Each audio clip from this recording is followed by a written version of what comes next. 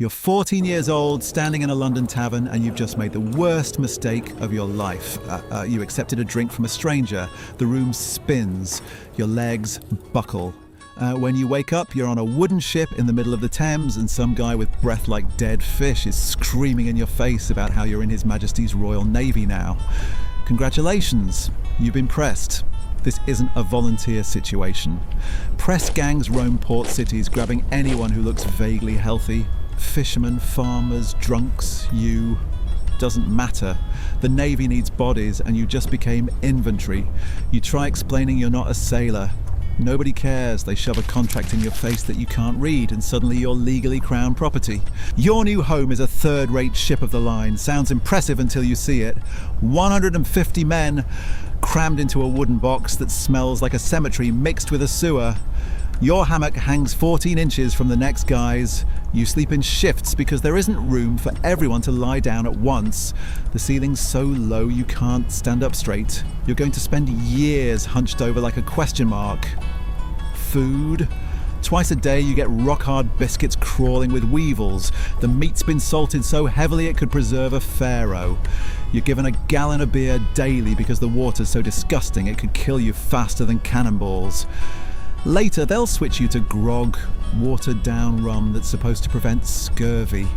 Spoiler, it doesn't. Speaking of scurvy, your gums are going to swell, your teeth will loosen, old wounds reopen spontaneously, guys just start bleeding from nowhere, then collapse. The ship's surgeon, if you can call him that, has one solution for everything. Amputation. Got a splinter. He'll take the whole arm just to be safe. But before you can worry about disease, you've got to survive training. Tomorrow they're sending you up the rigging. Those are the rope ladders going up the mast in a storm. At night, if you fall, you're dead. If you're lucky, you hit the deck and it's over instantly. If you're unlucky, you hit the water and the ship sails on without you. And that's just week one. You haven't even met the French yet. Your first morning starts with a whistle so shrill it could wake the dead. 4 a.m. Everyone stumbles out of hammocks that smell like mildew and regret. You've got 30 seconds to roll it up, or someone's using it as a mop. Breakfast is burgoo, a grey slop that might have been oatmeal in a previous life. You choke it down because the alternative is starving. Then comes your real job. You're assigned to the gun deck. 24-pounder cannons, each weighing over 2 tons. Your job? Haul them back into position after every shot. It takes 14 men per gun, and if the recoil doesn't crush your foot, the next broadside might take your head off. The French are somewhere out there, and when you meet them, it's going to be loud. But first you've got to learn the ropes. Literally. There are over 200 different lines on this ship, and you need to know every single one by name. In the dark, during a storm, while someone's screaming at you, fail and the sails don't work. The sails don't work. The ship doesn't move. The ship doesn't move. You're a floating target.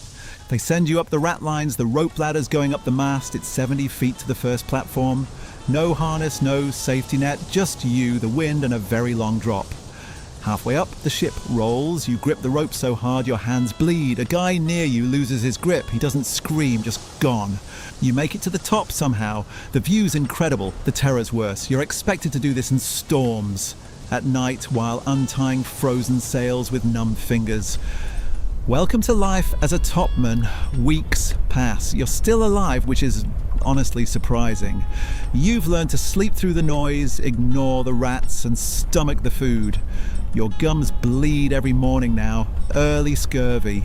The surgeon says you're fine. He's a drunk who learned medicine from a barber. Then the lookout shouts. Sails on the horizon. French colours. The drumbeat starts. Beat to quarters. Everyone runs to their battle stations. This is it. Your first real fight. Gun crews load powder and shot. Officers bark orders. You're handed a rammer and told not to die. The French ship closes in. 300 yards, 200. You can see their faces now. Someone whispers a prayer. The officer raises his sword. Fire. The cannons roar. The world turns to smoke and splinters. You ram powder down the barrel, hands shaking, ears ringing so hard you can't hear the screams anymore. The French return fire.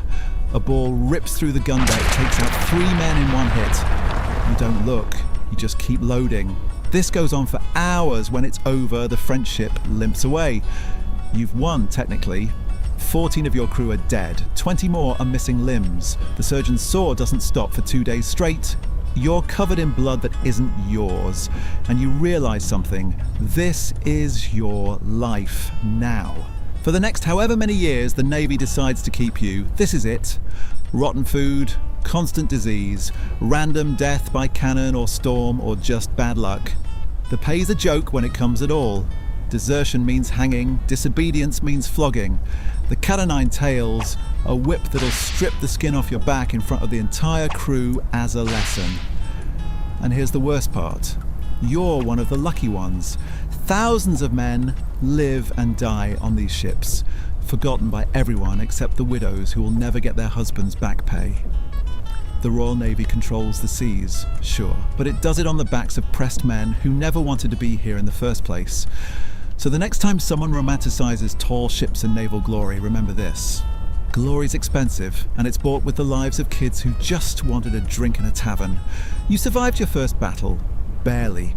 Now you've got years of this ahead, assuming you make it that long.